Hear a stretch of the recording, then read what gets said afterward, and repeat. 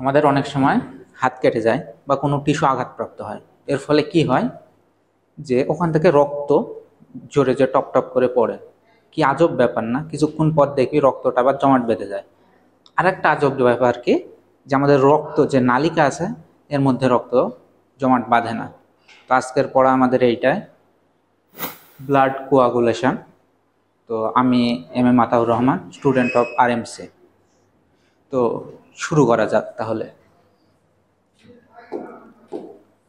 একটা রক্তনালী, এই রক্তনালী আবার দুই প্রকার হয়, একটা হলো ভেইন আর একটা হলো আর্টারি। তো এই রক্তনালীর মধ্যে দিয়ে ব্লাড প্রবাহিত হয়, কিন্তু এই রক্তনালীর মধ্যে ব্লাডটা কিন্তু জমাট বাঁধে না। কি জন্যে? এর একটা কারণ হতে পারে স্পিড, এটা পরে আমরা ভালো করে আলোচনা করব। আর পরেরটা হলো হেপারিন। এই হেপারিনটা কি করে, যে ব্লাডের ভিতরে রক্তটাকে জমাট বাঁধতে দেয় না আর কি।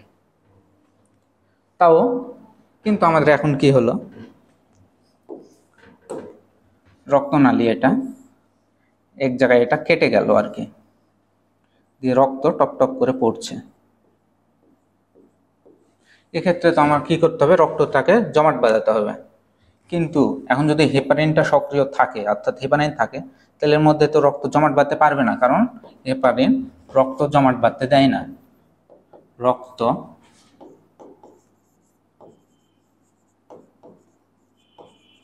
বাঁধতে দেয় না। তাহলে এক্ষেত্রে কি হয়, আমরা জানি আমাদের যে তিনটা ব্লাড কণিকা আছে, একটা হলো RBC, হোয়াইট বিসি, আর একটা প্লেটলেট। এখানে আমরা কি শিখেছিলাম, প্লেটলেটটা রক্ত জমাট বাঁধতে সাহায্য করে। এখন যখন এই জায়গায় ব্লাড ঝরতে থাকবে, তখন এর মধ্যে RBC এগুলো থাকবে, একসাথে প্লেটলেট কণা। এই প্লেটলেট কণা যখন এই বাতাসের সাথে সংস্পর্শে আসবে, তখন কি হবে, মূলত হেপারিনটা নিষ্ক্রিয় হয়ে যাবে। হেপারিন নিষ্ক্রিয় হয়ে যাবে। আর কি হবে, এই প্লেটলেটটা ব্রেকডাউন হবে। প্লেটলেট ব্রেকডাউন হয়ে, অর্থাৎ ভেঙে যাবে।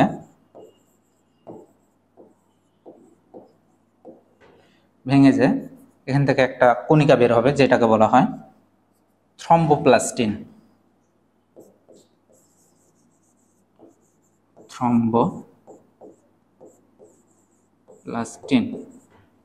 তার আগে কি হবে, এই রক্তনালীটা কিছুটা সংকুচিত হবে, যার ফলে রক্ত প্রবাহিতা একটু চাপ সৃষ্টি হবে, যার ফলে রক্ত প্রবাহিতা না হয়, রক্ত বের না হয়।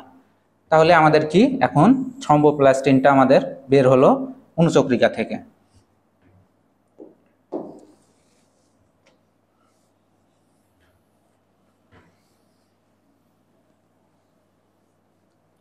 এখন এই থ্রম্বোপ্লাস্টিনটা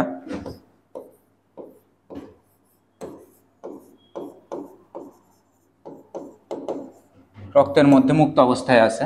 আর আমরা জানি রক্তের মধ্যে কি থাকে, ফাইব্রিনোজেন। রক্তরসে কি থাকে, ফাইব্রিনোজেন। এটাকে আমাদের কোনোভাবে সক্রিয় করতে হবে। তো কি করে এই থ্রম্বোপ্লাস্টিন, আমাদের যে ফ্যাক্টরগুলো আছে আর আমাদের রক্ত যে জমাট বাঁধাবে, এই জন্য 13টা ফ্যাক্টর মূলত কাজ করে থাকে। প্রথমটা কি, ফাইব্রিনোজেন, প্রোথ্রম্বিন, তারপরে হলো থ্রম্বোপ্লাস্টিন, পটাশিয়াম, আরও আছে প্রোঅ্যাক্সিলারিন, অ্যাক্সিলারিন, এরকম যে 13টা ফ্যাক্টর আছে, এর মধ্যে মূলত কাজ করে থাকে হলো এই তিনটা হলো মেইন ফ্যাক্টর।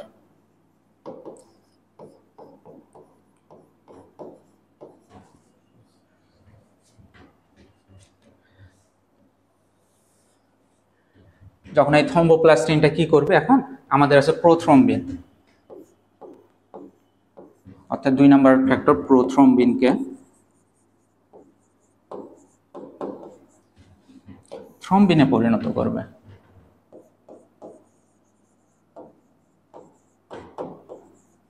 এক্ষেত্রে হেল্প করবে হলো থ্রম্বোপ্লাস্টিন। আর ফ্যাক্টর 4 ক্যালসিয়াম। এই থ্রম্বিন কি করবে, এখন আমাদের তো জানি রক্তরাশে কি থাকে, ফাইব্রিনোজেন, যেটা নিষ্ক্রিয়। যেহেতু কোনো কিছুর শুরুতে প্রো এবং শেষে যদি জেন থাকে তাহলে ওটা আমরা মনে করব সেটা হলো নিষ্ক্রিয় অবস্থায় আছে। তাহলে ফাইব্রিনোজেনটা ফাইব্রিনোজেন এটা কিসে পরিণত হবে? ফাইব্রিন মনোমারে। Fibrin monomer. ফাইব্রিন মনোমারটা অনেকটা দেখতে এইরকম। ফাইব্রিন এটা প্রোটিন, এটা অনেকটা এরকম সুতার নেয়। তাহলে এখন কি হবে? ফাইব্রিন মনোমারটা একসাথে যুক্ত হবে, দিয়ে হবে ফাইব্রিন পলিমার। আর এক্ষেত্রে আমাদের হেল্প করবে হলো এই থ্রম্বিন, সক্রিয় থ্রম্বিন।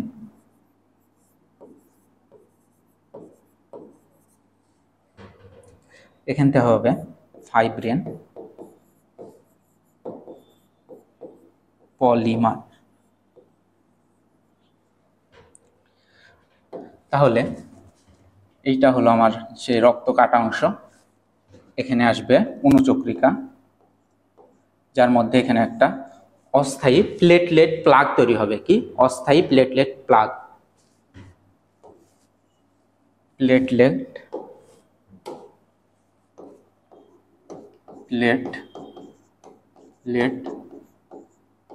প্লাগ। তারপরে কি হলো? ফাইব্রিন মনোমার তৈরি হলো, যেটা আস্তে আস্তে একসাথে যুক্ত হয়ে এখানে প্রোটিন হয়ে অনেকটা একসাথে হয়ে জালিকার মতো তৈরি হবে।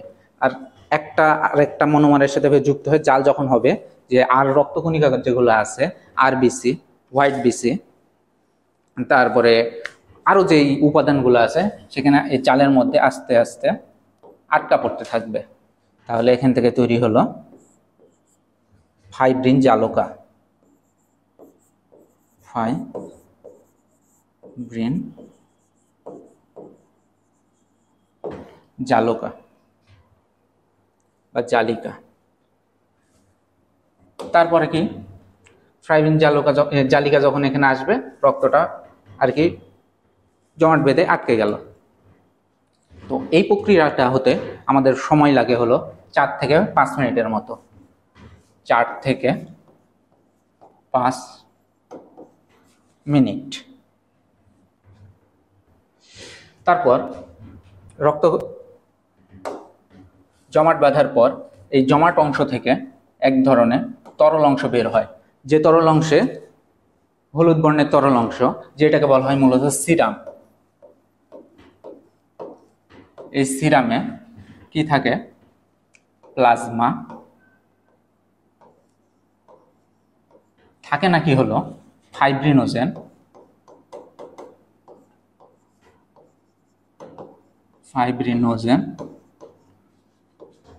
আর ক্লটিং ফ্যাক্টরগুলো।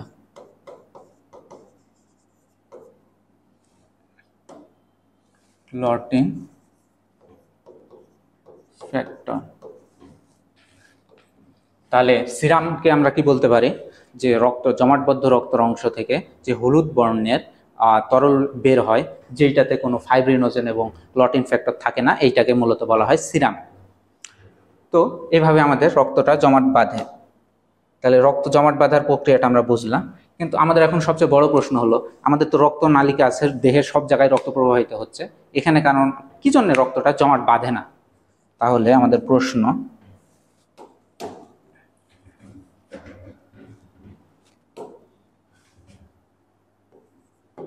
রক্ত বাহিকায় রক্ত জমাট বাঁধে না কেন?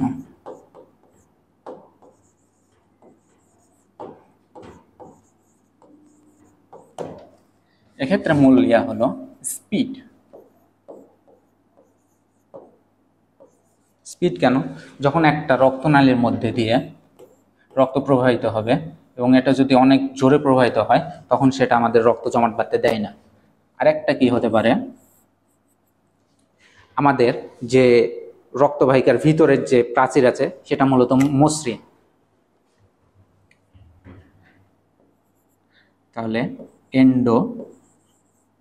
থেলিয়াম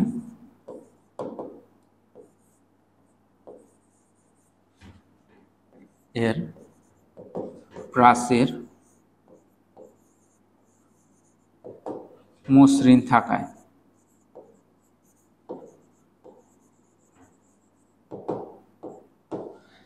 আরো একটা কি, আমাদের এই রক্তবাহিকার মধ্যে প্রায় রক্তবাহিকার টিস্যুর মধ্যে প্রায় 50 ধরনের ফ্যাক্টর থাকে, অর্থাৎ যেগুলো আমাদের রক্ত জমাট বাঁধাকে প্রভাবিত করে। তাহলে রক্তবাহিকায়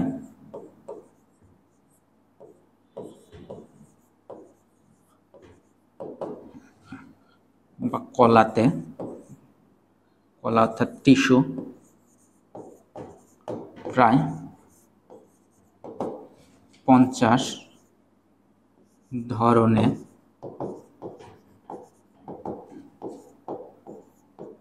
ফ্যাক্টর থাকে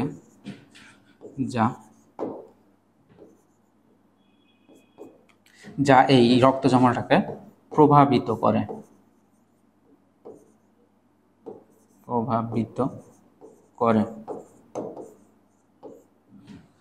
তার মধ্যে একটি কি, প্রো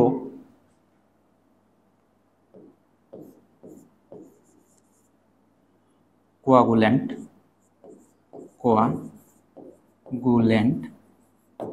ফ্যাক্টর, আর একটা হলো অ্যান্টি কোয়াগুল্যান্ট ফ্যাক্টর।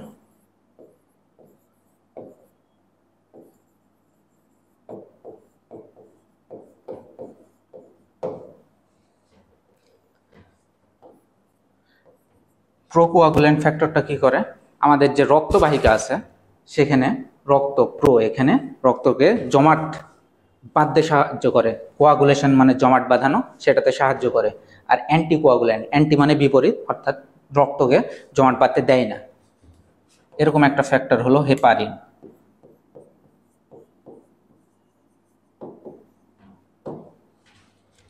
তো এই রক্তবাহিকায় হেপারিন মূলত থাকায় রক্ত জমাট বাঁধতে পারে না।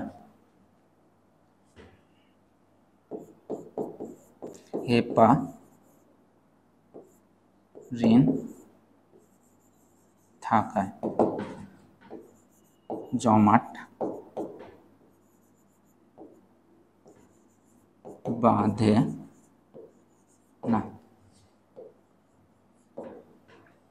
আর কি, আমাদের যে সক্রিয় কোয়াগুলেন্ট ফ্যাক্টরগুলো আছে সেগুলো আমাদের যকৃৎ কর্তৃক মানে অপসারিত হয়ে যায়।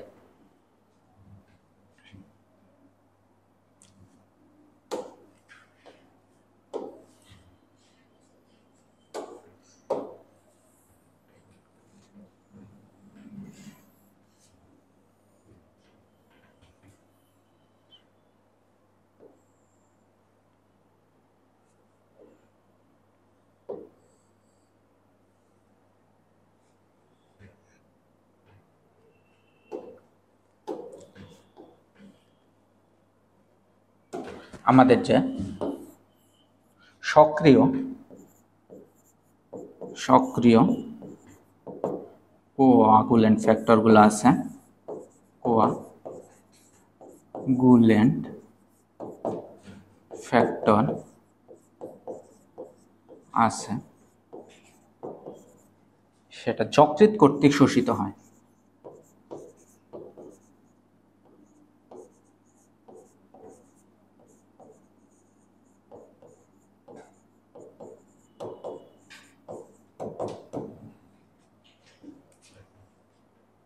এই পাঁচটা মূলত কারণ রক্তবাহিকার মধ্যে রক্তগুলো জমাট বাঁধতে পারে না।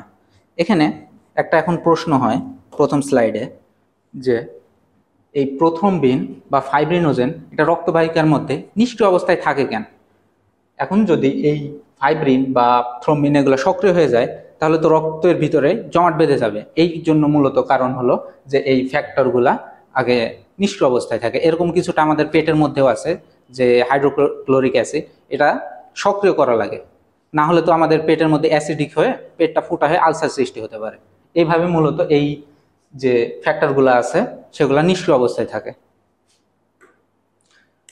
আর কি দেখলাম সিরামের কি কাকে বলে, আর দেখলাম রক্তবাহিকার যে জমাট কেন বাঁধে না।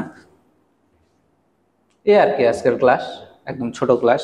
তো আজকের ক্লাস শেষ করলাম, এখানে শেষ হলো আজকের ক্লাস।